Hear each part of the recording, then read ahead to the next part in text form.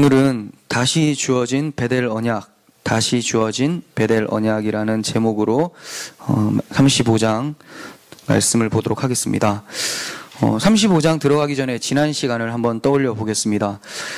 하란에서 나오게 되어 베델로 가고 있었던 야곱이 베델로 바로 가지 않고 숫곳이라는 곳에 거주하다가 또다시 세겜이라는 곳에 거주하게 됩니다. 한참 살았던 것 같아요. 한 10년 정도 살았던 것 같아요. 그러다 보니까 하나님이 가라고 한 곳으로 가지 않자 어려운 일들이 집안에 발생되는 것을 보게 됩니다. 그 어려운 일이 뭐냐? 야곱의 딸 디나가 세겜의 추장 세겜에게 강간을 당하게 되죠. 그래서 그의 오빠 시므온과 레위가 그 보복을 하기 위해서 그 세겜 사람들을 속이게 되고 그들이 할례로 인해서 할례를 받고 아파할 때 그들을 다 죽이게 됩니다. 이렇게 되어서 주변에 세겜과 친했었던 족속들이 야곱을 굉장히 미워하고 이제 야곱을 죽일 수도 있는 위험에 처해지게 된 거죠. 야곱이 굉장히 화가 났습니다. 시몬과 레위에게 많이 구박을 했었죠. 그렇지만 시몬과 레위는 아버지께서 그 딸 디나를 그냥 창녀같이 대우하는 것이 옳습니까 하면서 오히려 반박을 하는 모습을 보게 됐었어요. 야곱은 지금 굉장히 어려움에 처한 상황이에요. 그러면서 오늘 35장 1절의 말씀이 이제 시작이 되고 있는 거예요. 1절을 보시면 하나님이 야곱에게 이르시되 일어나 베델로 올라가서 거기 거주하며 내가 내 형 에서의 낯을 펴여 도망하던 때에 내게 나타났던 하나님께 거기서 제단을 쌓으라 하신지라 이렇게 말씀합니다. 먼저 하나님이 야곱에게 이르시되라고 하는데 굉장히 오랜만에 이르시되 이렇게 나왔어요. 오랜만에. 얼마 만일까요? 한 10년 정도 됐어요. 10년 만에. 예전에도 말씀을 드렸지만 하란에 있을 때 굉장히 오랜만에 하나님이 야곱에게 나타나서 말씀하셨잖아요. 하나님 말씀 안 하신 건가? 야곱이 듣지 않았던 거죠. 그 마음이 강팍해서 들을 자세가 안 돼 있는 거예요. 우리도 지금 매 순간순간 하나님은 우리에게 말씀을 하시는데 우리의 심령이 좋지 않은 상태에서는 하나님 말씀이 들려지지가 않습니다. 그러면 언제 들려지게 되는가? 심령이 바닥이 났을 때, 완전 박살이 나고 나 이제 큰일 났다, 하나님이 나에게 필요하다라고 할 때 하나님의 음성이 들리게 되죠. 그러니까 하나님께서는 당연히 하나님의 음성을 듣게 하시기 위해서 고난으로 몰아가실 수밖에 없는 거예요. 하나님께서 항상 야곱이 환난 중에 하나님만 의지할 수밖에 없는 상황일 때 말씀을 하세요. 지금 이 상황도 하나님께서는 야곱에게 말씀하시기 위해서 몰아넣으신 상황이라는 거예요. 그래서 이제 하나님 말씀이 들렸습니다. 그런데 하나님께서는 일어나서 베델로 올라가서 거기 거주하라 이렇게 말씀을 하세요. 약 10년 만에 또다시 같은 말씀을 하시는 거죠. 출하란 때도 이와 같은 말씀을 하셨어요. 베델로 올라가라. 근데 동일하게 이렇게 말씀하고 계세요. 야곱은 잊어도 하나님은 잊지 않으시는 것을 볼 수가 있어요. 야곱은 자기가 서원을 했어요. 베델로 돌아가서 11조를 하겠습니다. 잊어버렸습니다. 관심이 없어요. 하지만 하나님은 잊지 않으십니다. 베델로의 귀환은 야곱의 서원이기도 하지만 하나님의 언약이기도 해요. 야곱은 자기의 서원에 대해서 관심이 없었지만 하나님은 자기의 언약에 대해서 신실하셨다라는 거예요. 우리는 하나님께 늘 반역하지만 하나님은 자신에게 늘 신실하시다라는 것을 우리에게 보여주고 계세요. 형 에서의 낯을 피하여 도망하던 때에 내게 나타났던 하나님께 제단을 쌓으라 이렇게 말씀하고 계시는데, 이러한 표현은 야곱의 고난길에 늘 하나님이 함께 해주시고 보호해 주셨다라는 것을 기억하게 만들고 계시는 거예요. 신앙이 점점 살아가는 시점에서 우리가 기억해야 될 점은 소망 없는 나에게 하나님이 생명이신 그리스도를 보내주심으로써 소망을 갖게 되었다라는 기억이에요. 우리의 신앙이 점점 하락세를 띠고 있을 때 우리가 기억해야 될 점은 내가 그토록 힘들고 죄 가운데 인생이 무엇인지 방황을 할 때 예수 그리스도를 우리에게 보내주심으로써 우리가 새 생명 찾고 새 소망을 가졌다는 것을, 그 기억을 우리가 다시 붙잡아야 된다는 거예요. 하나님께서는 이렇게 야곱에게 예전에 고난 중에 있을 때 그때 함께 하셨고 그때 언약을 주셨던 하나님을 다시 한번 상기시키도록 만들고 계시는 겁니다. 그리고 나서 거기서 제단을 쌓으라 이렇게 말씀하세요. 베델의 제단이죠. 세겜의 제단이 아니라 베델의 제단. 하나님은 아무 데서나 만나 주시는 게 아니에요. 하나님이 만나 주신다고 하신 그곳에서 만나 주시는 것이죠. 그게 어딥니까? 베델이에요. 약속이 있는 곳이에요. 우리에게는 약속에 있는 곳이 어딥니까? 우리는 약속이 있는 곳이 어디예요? 교회입니까? 그래서 교회 와서 맨날 기도하면 들어주시고 집에서 기도하면 안 들어주신다. 이건 정말 잘못된 신앙이죠. 교회 오면 더 간절해질 수 있죠. 오면서 간절해지는 거예요. 교회 와서 간절해지는 게 아니라 몸이 힘들게 하면서도 하나님 앞에 더욱 나아가고자 하는 그 발걸음 과정 가운데 더 간절해지는 거지, 여기 자체에 뭐가 신령한 게 있는 건 아니잖아요. 오게 됐어요. 왔으면 어디서 하나님이 역사하신다라는 거예요? 교회 안에 역사하는 게 아니라 그리스도 안에 역사하시는 거예요. 복음 안에서. 그러니까 여러분들이 기도를 할 때 회복이 되어지려면 예수 그리스도께서 우리에게 행해 주신 그 일을 기억하지 못하고 기도를 하면 마음이 냉랭한 상태에서 그냥 하나님 앞에 뭔가 리스트 적어가지고 이거 해주세요 저거 해주세요 이 기도만 하게 된다는 거죠. 그렇지만 하나님께서는 약속하신 곳에서만 응답하시고 만나주신다는 걸 기억해야 돼요. 바로 우리는 예수 그리스도라는 복음 안에서 그 복음을 떠올리면서 주님 안에서 기도를 할 때 하나님께서 들어주신다, 만나주신다라는 것을 기억하셨으면 좋겠습니다.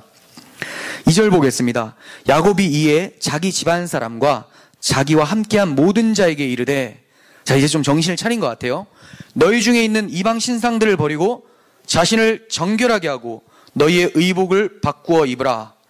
우리가 일어나 베델로 올라가자. 내 환난 날에 내게 응답하시며 내가 가는 길에서 나와 함께 하신 하나님께 내가 거기서 제단을 쌓으려 하노라 하매, 그들이 자기 손에 있는 모든 이방 신상들과 자기 귀에 있는 귀고리들을 야곱에게 주는지라.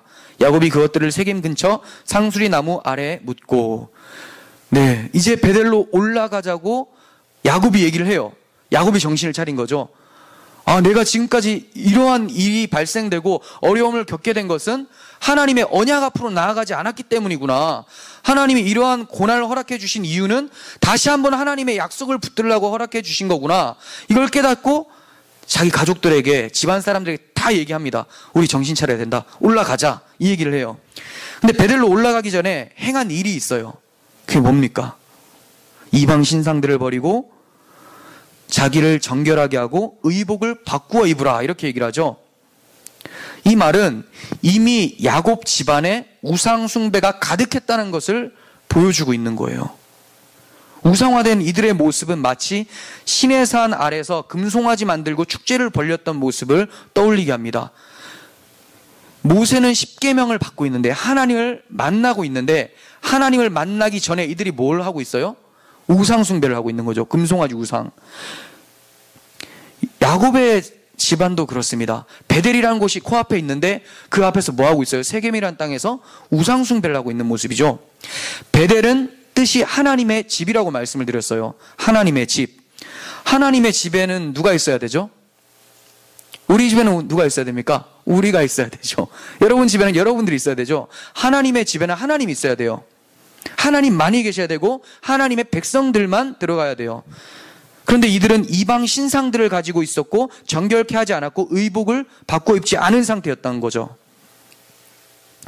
그래서 이들이 이방 신상들을 버리고 정결케 하고 의복을 바꾸어 입고 귀고리를 떼어 버리는 모습이 나타납니다. 왜? 하나님 집으로 가려면 이런 것들은 필요 없으니까.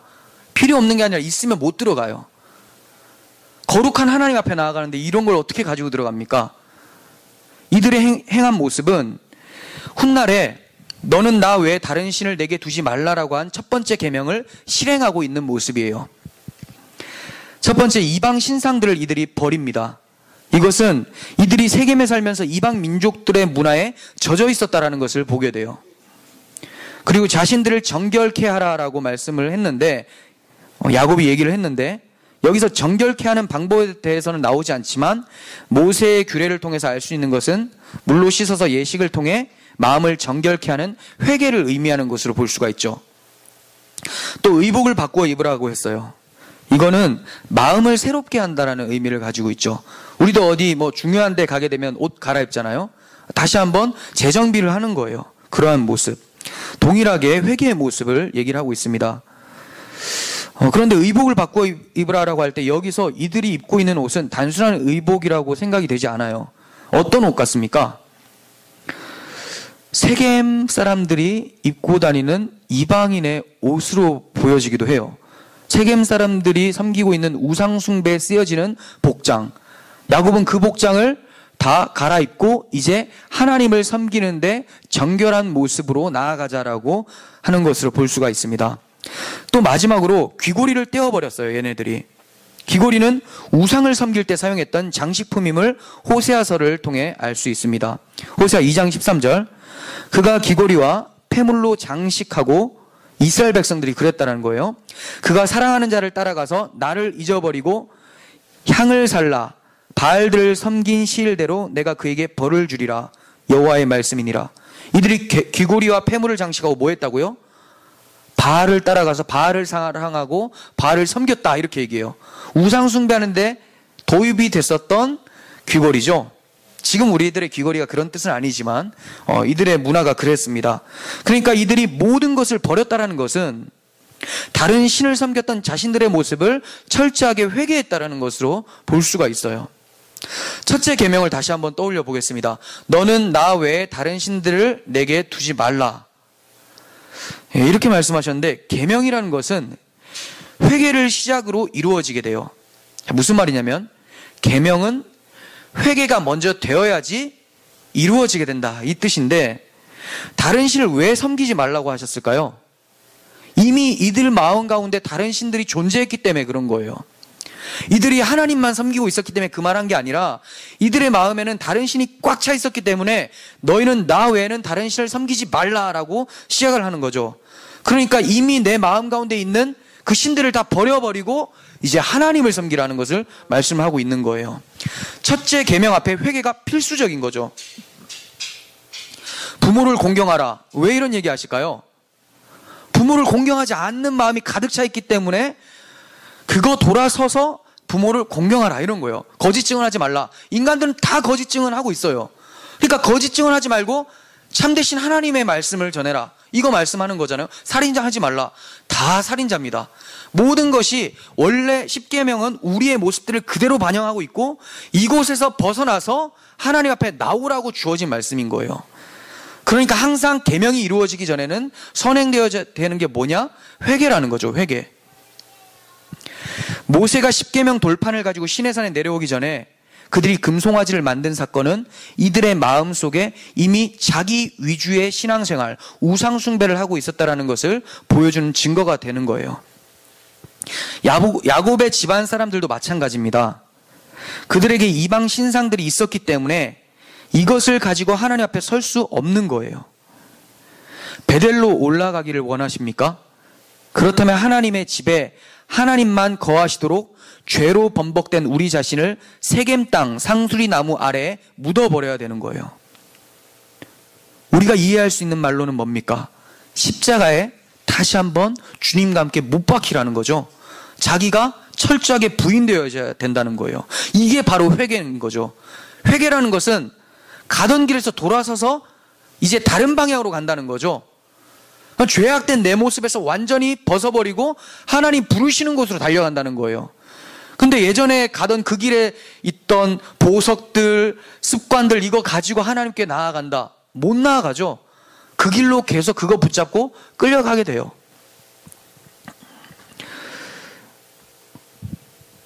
회개함이 없이는 누구도 하나님의 집에 들어갈 수가 없습니다. 그렇다면 이들이 왜 우상 숭배가 가득한 상태에 이르게 되었을까요? 어쩌다가 야곱의 집안 사람들이 우상 숭배를 그렇게 하고 있게 되었을까요? 시작은 라헬의 드라빔이었어요. 라헬이 출하란할 때 낙타 안장 밑에 드라빔 숨기고 나왔죠. 처음에 드라빔 가지고 나올 때 아무도 몰랐어요. 라헬밖에. 야곱도 몰랐죠. 그런데 지금 어떤 상황이에요? 집안의 모든 사람들이 이방 신상을 섬기고 있는 것처럼 야곱이 얘기를 하고 있어요. 그런데 이 말은 지금까지 우상 숭배가 계속해서 이루어지고 있었음에도 불구하고 야곱이 알았는데도 그냥 묵인하고 있었다라는 거예요. 왜 그랬을까요? 세겜의 문화하고 딱 맞으니까, 하나님을 안 믿으니까, 하나님의 언약을 망각하고 있으니까 그거라도 있어야지 자기가 불안한 감이 덜한 거죠. 계속해서 우상숭배를 장려했던 것을 보여줘요. 오히려 야곱이 우상숭배에 앞장섰을 수도 있어요. 나오진 않지만, 야곱이 가지고 있었다라고는 나오지 않지만 야곱이 묵인했다라는 것을 통해서 야곱 또한 우상숭배를 아무렇지 않게 받아들이고 있었던 것을 우리는 볼 수가 있어요. 작은 드라빔을 간과했을 때 이 작은 것이 전체를 더럽히게 된다는 것을 기억해야 됩니다. 본절은 죄가 무섭도록 빠르게 퍼져나간다는 것을 여실히 보여주고 있어요. 처음에는 라헬만 이방 신상을 가지고 있었지만 10년이 지난 이 시점에서는 모두가 다 우상 신상을 가지고 있던 거죠. 영적인 무관심과 유혹을 대수롭지 않게 여기는 태도는 큰 재앙을 초래할 수가 있습니다. 사탄의 관계는 작은 것을 아무것도 아닌 것처럼 치부해버리도록 하는 데 있어요. 사탄은 강력하게 공격하는 것이 아니라 아무것도 아닌 것 같은 조그만 유혹 가지고 이거 별거 아니니까 그냥 둬도 되겠지 하다가 누룩이 퍼져나가는 것처럼 부풀어 올라서 온 땅을 더럽힌다는 것을 우리가 알고 있어야 돼요. 지금 나의 삶 속에서 허용되고 있는 작은 드라빔이 무엇인지 한번 생각해 보시길 바랍니다.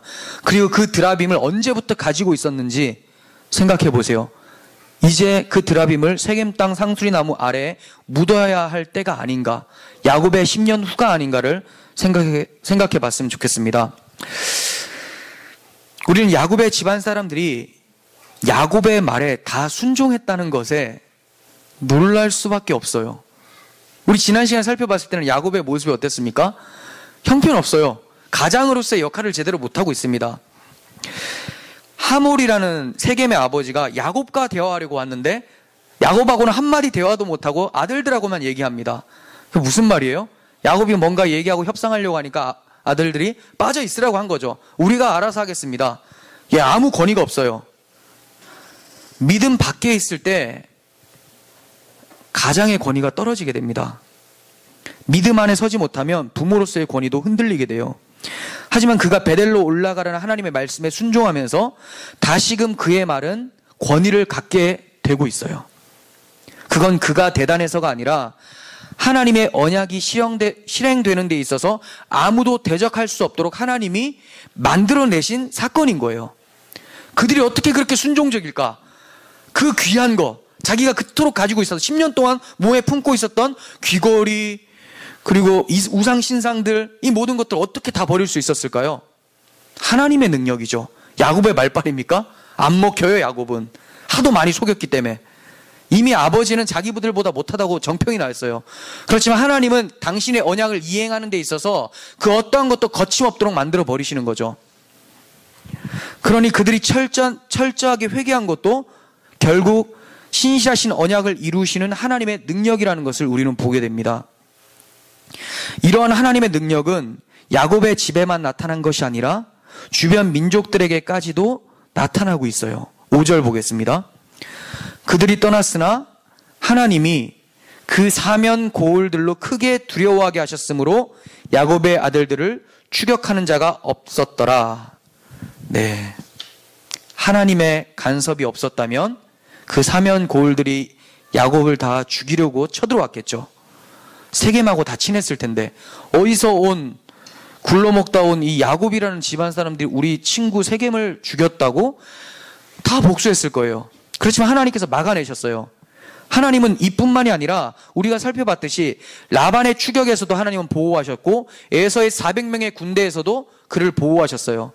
그리고 사면 고울로부터도 보호하고 계시는 거예요. 원수들이 우리에 대해서 격분할 때 하나님은 그들의 마음속에 두려움을 불어넣음으로써 능히 그들을 무력화시킬 수 있는 분이세요. 이것은 적대감을 가진 사람들의 마음을 바꾸시는 하나님의 능력을 보여주는 것이기도 하고, 영적인 부분으로는 사탄이 우리에게 손대지 못하도록 보호하시는 하나님을 보여주는 것이기도 합니다. 잠언 21장 1절 보겠습니다. 지난번에 언급했었던 말씀인데, 왕의 마음이 여호와의 손에 있음이 마치 봇물 같아서, 흐르는 물 같아서 그가 임의로 인도하시느니라. 네, 왕이라는 것은 자기 멋대로 하는 자들이죠. 그런데 하나님이 어떻게 한다고요? 흐르는 물처럼 물줄기를 좌로 하면 물이 좌로 빠지고 우로 하면 우로 빠지죠. 왕의 마음을 쥐락펴락한대요. 하나님 마음대로 하신다라는 거예요. 그러니까 우리는 사람을 두려워하는 것이 아니라 그 모든 것을 통치하시는 하나님을 오히려 두려워하고 주님을 경외해야 된다는 거예요. 하나님의 백성을 추격할 수 있는 사람은 아무도 없습니다. 하나님이 철저하게 막아내시기 때문에 그래요. 그런데 하나님의 백성을 추격하는 유일한 분이 계세요. 그분이 누구냐? 하나님이죠. 다른 모든 자들은 하나님의 백성을 추격할 수가 없는데, 생각해 보세요. 이스라엘 백성들이 출애굽할 때 바로의 군사들이 이스라엘 추격했지만 어떻게 됩니까? 결국은 바다에 다 수장되게 돼요. 아무도 추격할 수가 없습니다. 하나님 다 막아내세요. 그런데 끝까지 추격하는 한 분이 누구냐? 하나님이라는 거예요. 하나님 왜 추격할까요? 그를 바꾸어내기 위해서 추격하는 거죠. 하나님이 야곱을 끝까지 추격하심으로 세겜에 거하지 못하게 하시고 결국은 베델로 올려 보내시는 거예요. 하나님이 요나도 추격하셨죠. 말 안 들어서 끝까지 도망하는 요나를 추격하시고 결국 그를 사명자로 만드시고 사용하시는 것이죠. 하나님은 지금도 우리를 추격하고 계세요. 근데 문제는 뭐냐면 우리가 하나님의 추격을 굉장히 싫어해요. 왜 따라오시냐고, 좀 기다리시라고, 내가 먼저 앞장서 가고 해보고 안 되면 뭔가 해결해 달라고. 아니요, 하나님 끝까지 추격해 주셔서 우리가 하는 모든 일에 방해하시고 하나님이 기뻐하시는 일을 우리 삶 속에서 만들어 가신다는 거예요. 이게 너무 좋지 않습니까? 내가 원하는 것을 박살내시고 하나님이 원하시는 것을 내가 원하도록 만들어내셔서 이루어 가신다는 거. 이게 성도들에게는 소망인 거예요. 내가 원하는 대로 가만히 두면 우리는 그냥 지옥행 열차를 타게 되죠. 즉 하나님은 가만두지 않으세요. 당신의 백성을 만들어 가시면서 언약이 있는 곳 베델로 밀어 올리시는 거예요. 우리가 언약 밖에 있을 때, 복음 밖에 있을 때, 하나님을 잊고 복음을 망각하면서 할 때 하나님은 계속해서 채찍질하시면서 추격하셔서 결국은 그리스도의 사랑 안으로 우리를 만들어 넣으신다는 거예요. 이 하나님의 사랑에 놀라울 수밖에 없고 추격하시는 하나님의 사랑에 찬양을 드릴 수밖에 없는 것이 이스라엘 백성, 교회라는 것입니다. 계속해서 6절 보겠습니다. 야곱과 함께한 모든 사람이 가나안 땅 루스 곧 베델에 이르고 그가 거기서 제단을 쌓고 그곳을 엘 베델이라 불렀으니 이는 그의 형의 낯을 피할 때에 하나님이 거기서 그에게 나타나셨음이더라. 네, 이렇게 말씀하죠. 모든 사람이 베델에 이르렀다. 모든 사람이 베델에 이르렀다. 네, 이거는 그냥 있는 말씀이 아닙니다.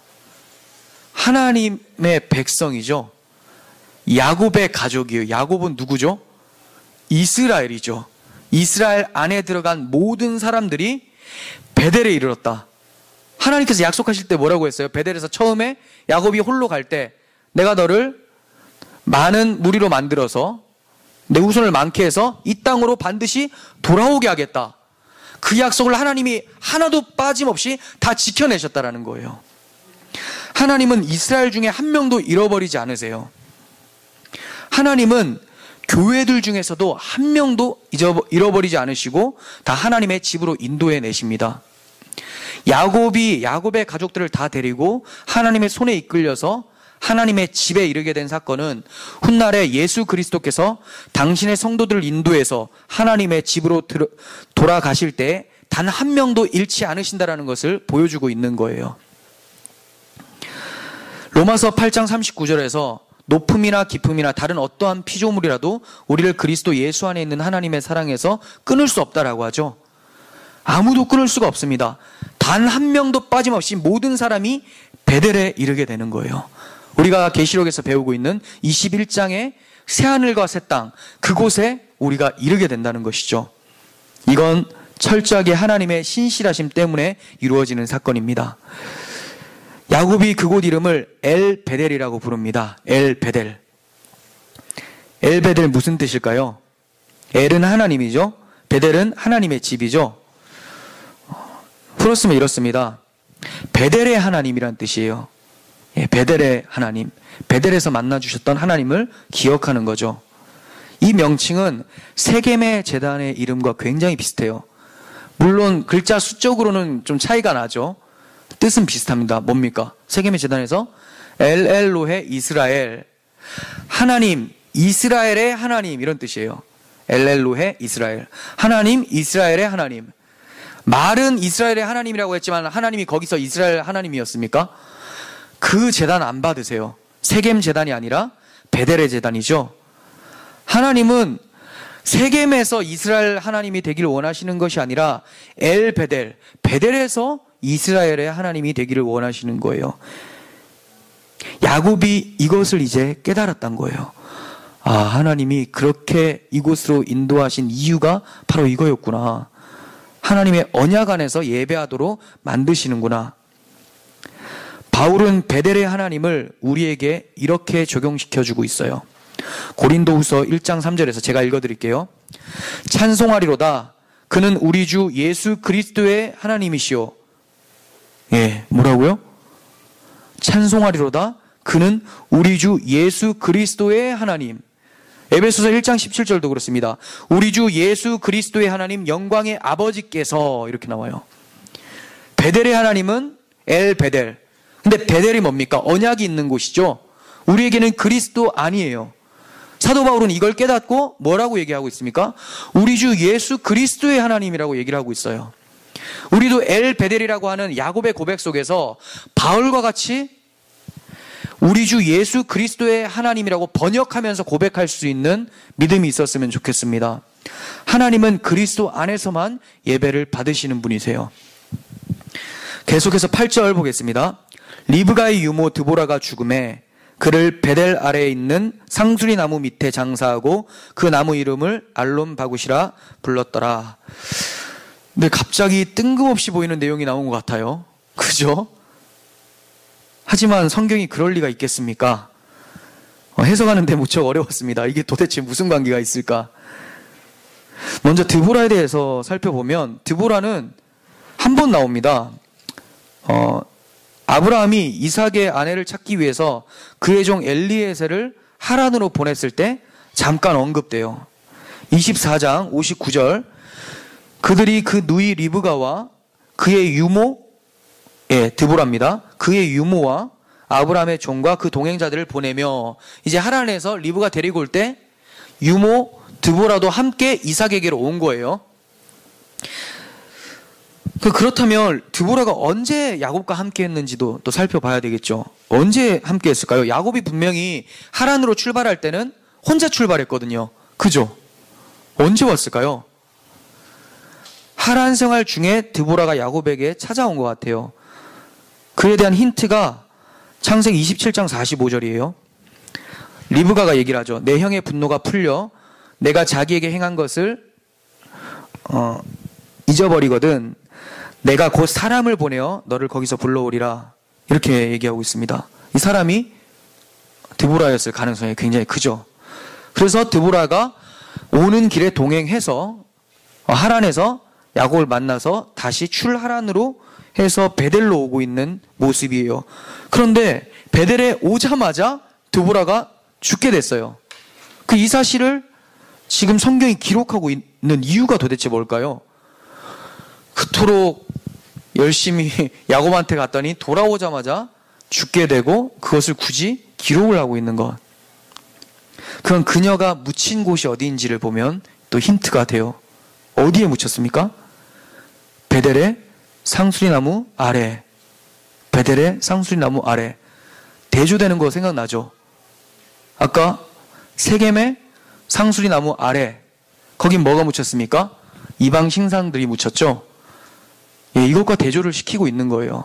하나님의 백성, 이스라엘 안에 있는 사람들은 베델 안에 상수리나무 아래 묻히게 되고 언약 안에 묻히게 되고 하나님의 언약과 상관없는 우상 신상들과 죄악된 모든 것들은 다 세겜 땅 상수리나무 아래 묻고 나오게 된다는 것을 보여주고 있는 것이죠. 그럼으로써 하나님의 언약이 신실하게 이행되었음을 보여주고 있는 거예요. 하나님이 야곱 집안 사람들, 야곱 안에 거하는 이스라엘 사람들은 반드시 베델로 다 돌아오게 하셨다라는 것을 보여주고 있는 거죠. 그러니까 우리의 죄악은 완전히 청산시키고 우리의 모습은 결국은 베델 안에서 잠들게 된다는 것을 하나님은 말씀하고 계세요. 그래서 9절 이하에는 드보라뿐만이 아니라 라헬과 이삭의 죽음도 연결되어서 나와요. 다음 시간에 살펴보겠지만 드보라뿐만이 아니라 라헬도 죽고 이삭도 죽어요. 35장에서 뭐 다 죽어요 막. 근데 이게 나쁜 게 아닙니다. 이것은 야곱이 이제 베델로 돌아와서 그가 연연했던 모든 것에서부터 독립이 되어서 이스라엘 민족의 시조로서 비로소 출발하게 되었다라는 선언적인 모습이라는 거예요. 이해가 되세요? 처음에 야곱이 홀로 갔죠. 이제 이스라엘이 돼서 돌아왔어요. 이제는 이 이스라엘의 시조가 되었기 때문에 새 출발이 시작되었다. 민족 이스라엘의 출발을 선포하는 것이 바로 드보라가 죽고 라헬이 죽고 이삭이 죽는 모습을 통해서 선언이 되어지고 있는 거예요. 그래서 9절 이하에는 야곱이 홀로 떠날 때 주셨던 언약을 이제는 야곱이 아니라 이스라엘에게 다시 해줌으로써 민족 이스라엘의 출현과 그에 대한 복을 선포해주고 계시는 거예요. 9절 보겠습니다. 야곱이 밧단 아람에서 돌아오매, 자 여기서 야곱이라고 하죠. 돌아왔어요.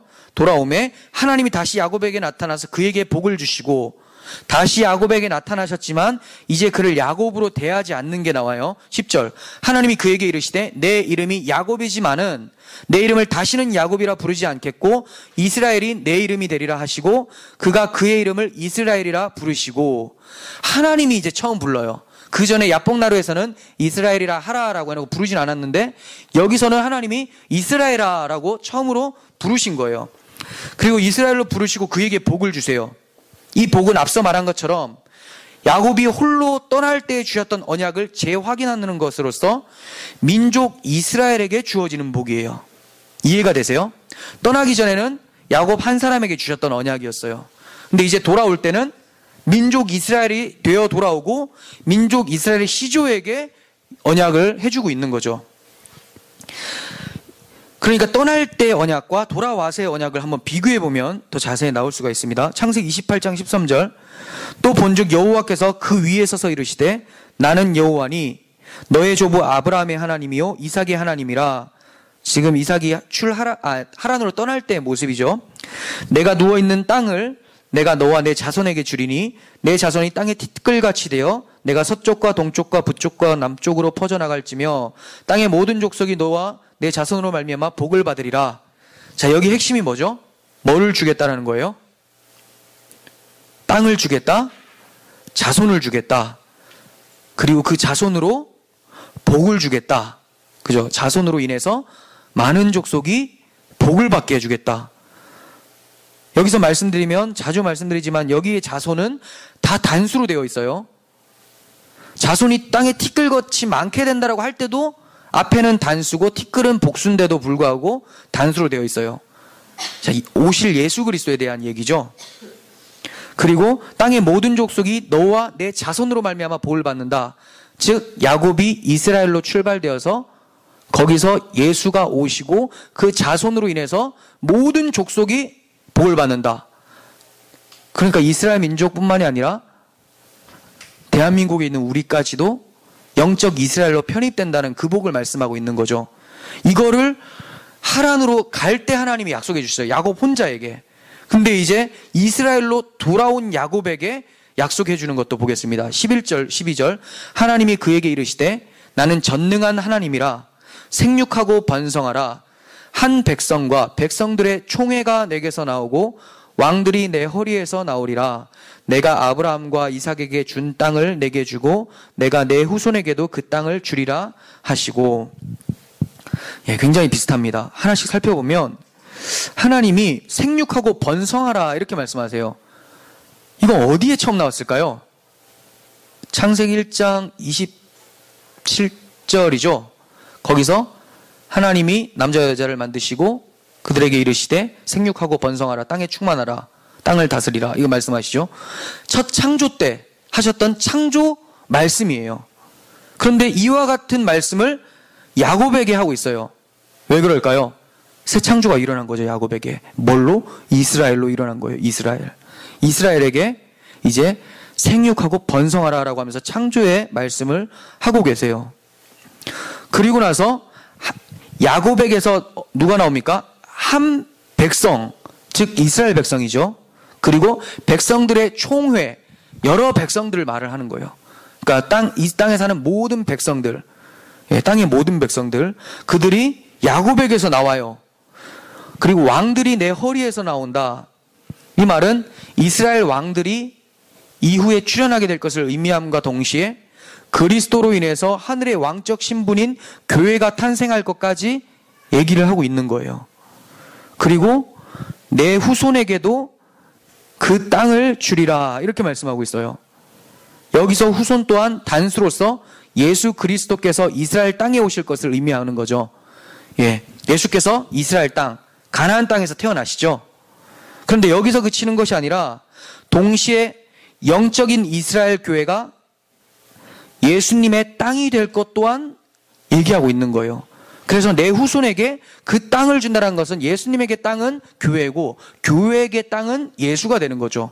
아시죠? 새하늘과 새 땅에서 예루살렘은 하나님이 거하는 처소임과 동시에 교회가 거하는 하나님 품 안이라는 것을 우리는 보게 돼요. 이해가 됩니까? 좀 어렵죠? 어렵습니까? 네. 또 설명하려면 좀 여러분들이 지루할 것 같아요. 저는 또 할 수 있는데 또 하고 싶어지는데 왜 어렵죠? 어려우면 안 되는데. 자, 보세요. 생육하고 번성하라. 왜 이렇게 말씀하셨습니까? 새롭게 창조했다라는 거예요. 창조 말씀이죠. 야곱에서 이스라엘로 만드셨다라는 거고, 야곱에게서 이제 한 백성, 이스라엘 백성이 나오고, 그리고 거기서 백성들의 총회, 모든 땅의 백성들이 편입이 되어져요. 무엇 때문에? 예수 그리스도를 통해서 다 모든 민족들이 복을 받는다고 했잖아요. 다 그래서 백성들의 총회까지도 야곱에게서 나온다고 표현을 하고 있는 거예요. 그리고 내 후손에게 그 땅을 주겠다라는 말씀은